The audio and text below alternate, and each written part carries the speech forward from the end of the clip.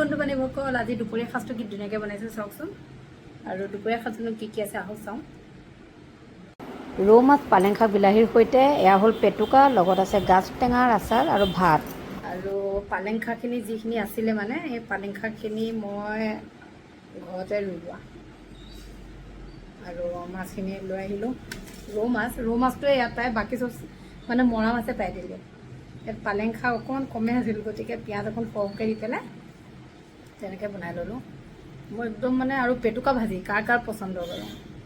মই যে ইমান পাগল পেটুকা ভাজিৰ কাৰণে আৰু ভাতকেইটা দেখি লোভ লাগিছে ন ফোনতো এয়া ৰৌ মাছ তাৰপিছত এইখিনি আকৌ গাজ টেঙা দেই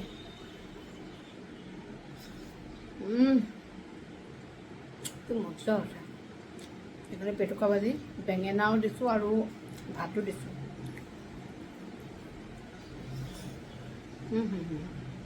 মজা